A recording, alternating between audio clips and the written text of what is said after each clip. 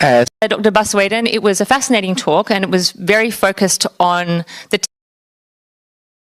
Dr. Baswedan, it was a fascinating talk and it was very focused on the technocratic aspects of delivering campaign promises. But the title of your talk did involve the word democracy. So what I might ask you is how democratic institutions at the Jakarta level, things like rights protections, things like checks on accountability, the things that we normally associate with democratic government. How did you manage, protect and support those sorts of institutions during your tenure, and how important were they for delivering the sorts of programs that you've outlined here tonight? Sure, thank you, Eve. Yes, indeed. I mean, democracy is not only about election, but also about upholding values. And those values include, some of them, respect for freedom of expressions. And then two, transparency, for example, accountability. So some of those values, and we tried our best to uphold that. And to give you example, the freedom of expressions. Being in government in Jakarta is always noisy situations, whoever is the governor, because the social media engagement is very high. All media are in Jakarta, so small things could be trending topics if it happens in Jakarta. And it could attract attentions across Indonesia. And having that is a true benefit to us. What happened is we are able to get quick response from the general public about what we're doing. So we don't see this as a problem, but we are seeing this as an opportunity to get things better, to improve things by having public engagement on everything that we're doing. It could come out in form of criticism, but for us in democracy, criticism is normal and should be respected. And in fact, we benefited from that. So freedom of expression is there. And one indication is this: we never prosecute anyone or report anyone to the police or anything about whatever they're saying to the governor of Jakarta or to the governor of Jakarta. We treated this as respect to freedom of expression. And then number two, mari kita surgakan Indonesia dengan mendukung, mendoakan, berkontribusi dan bergabung dalam gerakan sidak. Is creating an environment of peacefulness and respect to all groups in our society. And that is also something that we seriously focus on, ensuring that all groups in Jakarta were given equal opportunity, were given equal treatment as part of our value to democracy. And we're happy to report that Democratic Index of Jakarta has always been first in the country, beginning in 2018 and so forth. So even when there is an objective measurement about our democracy, we serve as one of the highest in Indonesia. And I do think that having transparency, having public engagement is key. And if I may share some of our approach, what is called collaborations. We even label our city, Jakarta, a city of collaborations. The reason was simple. I used to be outside government, and I'd like to help government. But often, government don't want our help. I mean, when we started Indonesia Mengajar, I come to Kabupaten, and the Kabupaten said, no, we don't want you. We're able to handle this. They were seeing us more like someone who may be disturbing the process, as a disturbance. And on the other hand, when I enter government, I'm seeing from within that what we have in government is authority, resources, but what we're lack of is innovations, creativity, network, grounded experience. Many of us didn't have that. And Jakarta is the city where, best talents were there. There is no other city in Indonesia that have private sector as many as Jakarta. Think tanks as many as Jakarta, university as many as Jakarta, or NGOs as many as Jakarta. Why should we in government do everything on our own? Why don't we invite them to join and work together? And this is, again, the principle of democracy. So I mentioned earlier about the reform on transportations. In fact, we are inviting NGOs, think tanks from Jakarta as well as from international to work together with us. So many of the reform that we're doing, the idea didn't come directly from us, but from our partners. And when they're involved, they are also seeing what we're doing. They're also monitoring what the bureaucracy is doing. And they're giving feedbacks.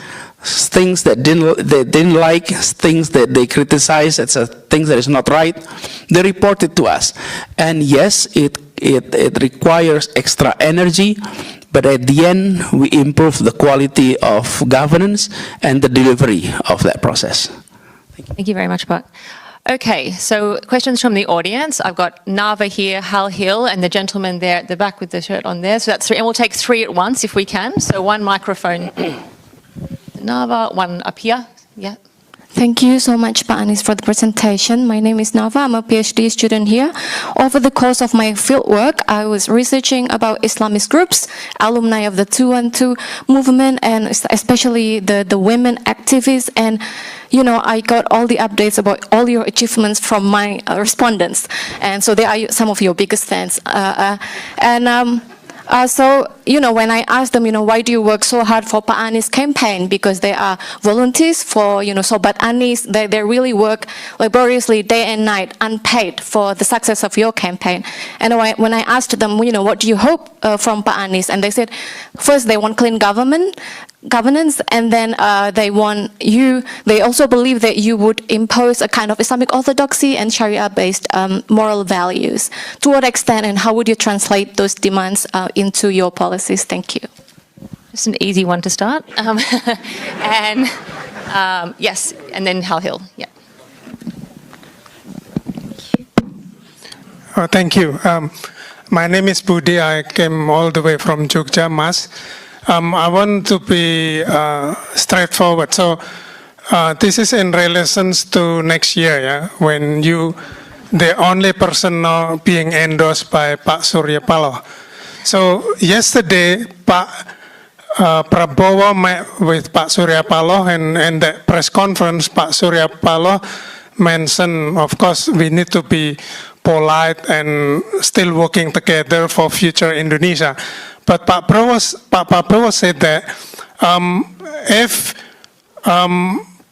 Anies running for president, this is Pak Prabowo words yesterday, okay, I'm willing to fight against him.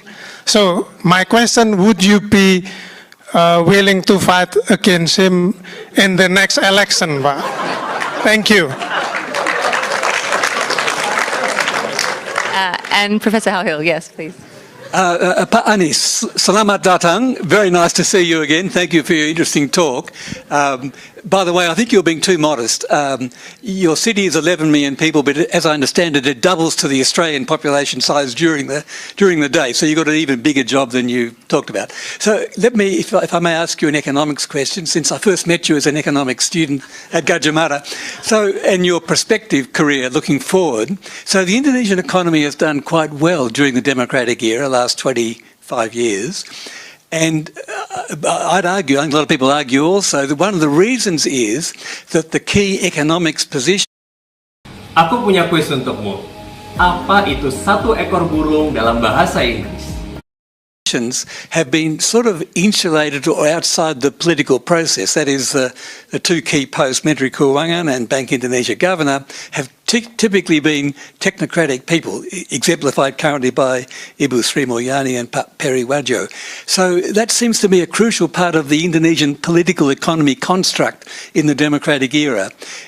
Looking forward, would that be your intention to keep that kind of tradition going? Thank you very much and welcome again. Thanks. It's up to you. So 1, 2, 3 at once, yeah. So, Islamists, Pak Prabowo, and the economy, 2024. You have 5 minutes. This is so Canberra. It was quiet. When Pak Anil Kumar, thanks for coming. Usually, quiet audience like this is in Singapore, Pak. Okay, but it was quiet here. Anyway, the first questions with regard to aspirations. I've received many aspirations, and when I'm working as governors, then I have few principles that I uphold when making decision. What are the first one? First is justice to all, the principle of justice. Number 2, common sense has to be there.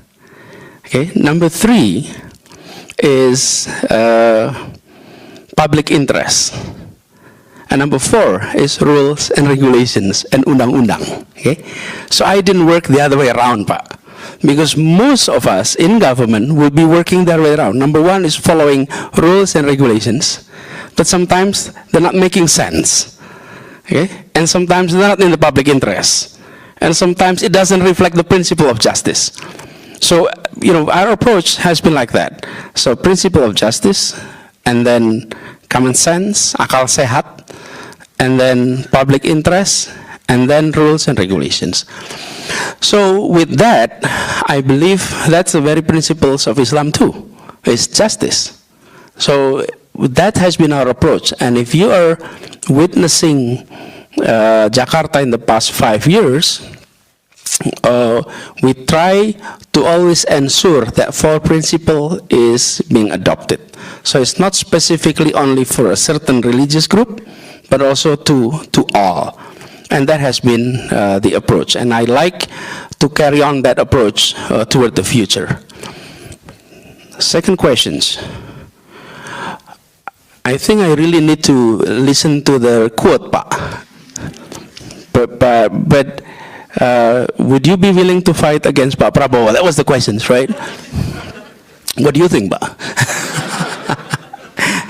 If I may address, I think toward the future of Indonesia, we'll see who will be on the tickets.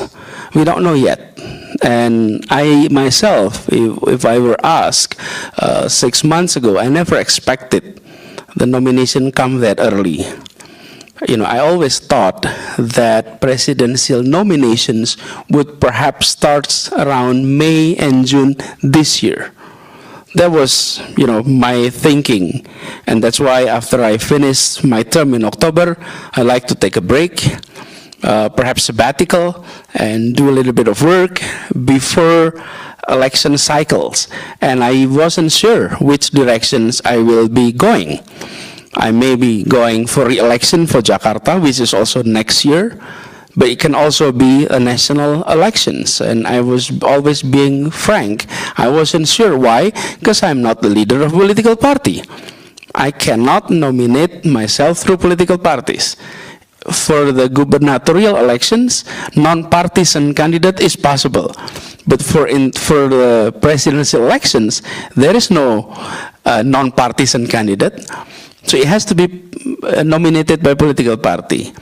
However, we know that Nasdem nominated in October, and then last month PKS, and then Democrats. So here I am, non-partisan person nominated by 3 political party, and yet some party leaders have not yet getting nomination in terms of minimum 20%. So I think toward the futures, you have to be ready to sort of compete with anyone and present your idea, present your records, and let the public of Indonesia decide which one they're going to take. Pak Holhil, same approach, Pak, that I've been doing in Jakarta. And that's why I often ask the general public to not only ask what will you be doing in the future, because you can provide any answer with regard to futures, because it's not happening yet. But I would suggest to all of us here, whenever you ask questions, ask what have you been doing, what have you done in the past on similar case. I entered Jakarta as an elected governor, and then you have leaders of departments, agencies, bodies, CEOs of state-owned enterprises. I did assessment to their performance. If they are performing well, then no replacement were needed. They can continue the job. And many of our directors were appointed by my predecessors, and they're still doing their job until today. The reason is because they delivered. So the approach when it comes to government, you have to really give values to technocracy over politics. Now, where is the political components? The political components is on the agenda that needs to be delivered. Those are the promise that needs to be delivered. So you may be the head of the transportation department, and you have been doing more of managing private vehicles. New governors come in and saying you have to manage public transportation now. You deliver it, but this is the content. This is the political agenda that you need to deliver. But who delivers it? The technocrats. And so that was something that I have adopted in the past, and I think we will value that in the future. And on the other hand, when it comes to cabinet ministries, there are portions which political parties would like to have their candidates and their people to be in. And I think that's a reality of politics everywhere. What is important for the leadership is to have clear vision, translated into clear agenda, translated in. Halo semuanya, saya apoteker Mili. Baru-baru ini saya menerima banyak pertanyaan dari pelanggan Into clear KPIs, and then have a unit that is doing the monitoring of the execution. So the individuals could come from anywhere, but if you don't have that delivery units that monitor that, many of those promises, many of those vision agenda could be lost on the way. Now, Indonesia benefited from the fact that we have technocrats in the ministerial posts. However, that doesn't guarantee you that they will be doing what the leaders wanted to do.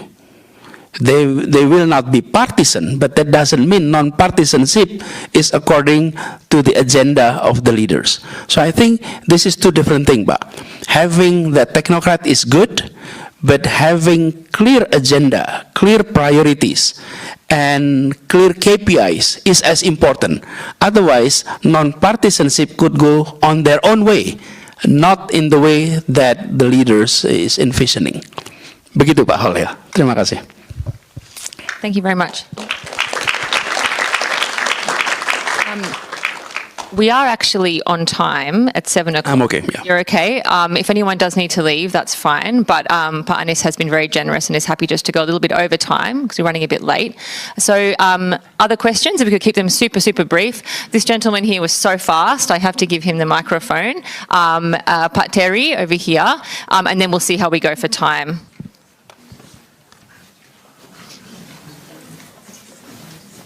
Silakan Pak. Silakan Mas. Silakan Mas.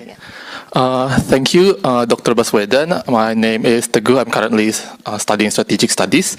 I'd like to ask a question that is perhaps a bit early. It's also in regards to 2024.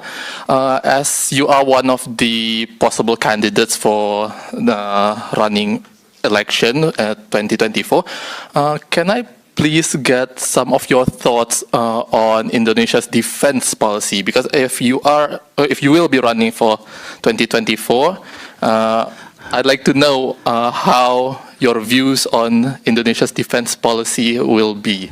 Thank you. You know, one is asking whether I'm challenging, two is asking what's the Indonesian defense policy, the same person actually referred to. All right. We might just take one more together, Sure. Pak Anies, and then we'll, yes. Hello, Pak Anies. Thank you very much for the review of how you ran Jakarta according to your election promises. But one thing you didn't deal with in election promises was COVID. Could you tell us how you dealt with what was probably the biggest blow to Jakarta's public health in many years with COVID? His name is again? That's Terry Hall. Pak Terry, siap. Okay, first questions with regard to security. In fact, in the past 2 days, I've been discussing so many balance of power issues in the region. But overall, I could not go on to detail at this point, but we'd like to see our defense capacity able to maintain territorial integrity of Indonesia, and especially in places where potential frictions can take place, such as South China Sea. So we'd like to have our capacity enough to ensure territorial integrity. Number two, Pak Terry, terima kasih. COVID is something that, yes, we didn't predict. And I must say it was one of the deepest leadership learning experience is when we deal with COVID. And we work immediately with scholars. So if I may say, our approach in Jakarta in dealing with COVID was this. I involved in international mayors associations like C40s. So in early January on 2020, early February, mayors were having meetings. I involved in those meetings. During those meetings, they were sharing stories about the severity of the problems in their cities. So mayors of Seoul, mayors of Tehran, Milan, some of these mayors were sharing to us the difficulties they're having. And we learned that early. And then we started to have task force. We established a task force before the national government established a task force. And we had meetings with the immigration services, with the intelligence, with the travel bureau, inviting them. We're trying to evaluate how many people were coming from China at that time. This is the month of January and February. And we start reporting our testing result to the national government, to the Ministry of Health. And this was a situation where we have to decide how to go in handling this crisis. And we thought the key word to handle this is trust. We have to have the trust of the public to government, because the epidemiologists were telling us it's not going to be short, it can be a year, it can be 2 years, it can be longer than that. We didn't know that. So, number one that is important, public need to trust us in government. And that is our principles. So, in order to gain trust, we are being transparent, we are telling exactly what is happening to the public, we are telling exactly what they need to do, because we would like to manage that trust. And trust, there's 3 components to that. One is you need to send a message that you're competent. Number 2, you have to have integrity. Transparency is key component to integrity. And number 3, you have to be intimate to the problem. Intimacy is key. So that was our approach. And often when we adopt that principle, we are not always in line with the approach of the national health policy, especially with the Ministry of Health. Give you one example. We send samples of our patients in hospitals to the Ministry of Health, and they always come back, they never come back to us. So we didn't know whether this is positive or negative. We have sent quite a few, more than 200 I believe, by early March. So I decided in March 1st to go public saying we have submitted PDP at that time, to the Ministry of Health, but we are not receiving response. And the Minister of Health was responding in a negative way, saying that there is no case at all. A day later, it was announced the first 2 cases of COVID at that time. And then Jakarta government is the only government that manages funeral services and cemetery. Average funeral services for the past 2 years, so 2018, 2019, monthly average is 2,700 services.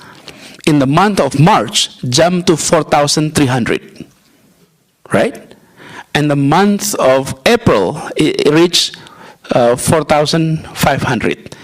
This is no small numbers in terms of funeral services. Something must have gone wrong. And then we're looking at the bills in the hospitals. The pneumonia bills doubled.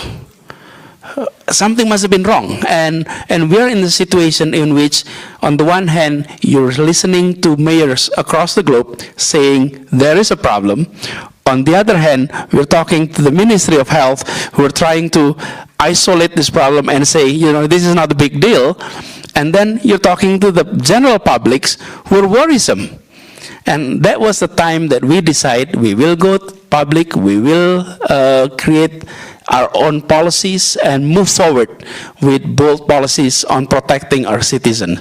We may not be popular, but I told our team, let's not worry about what people write about us today, what the social media says about us. Let's worry about what historian will be writing about us in the future, because that's what matters. So that's the approach. And I'm glad that a year later, our policy and the national government policy is synchronized. But it takes a few months for that approach, to a synchronized approach to happen.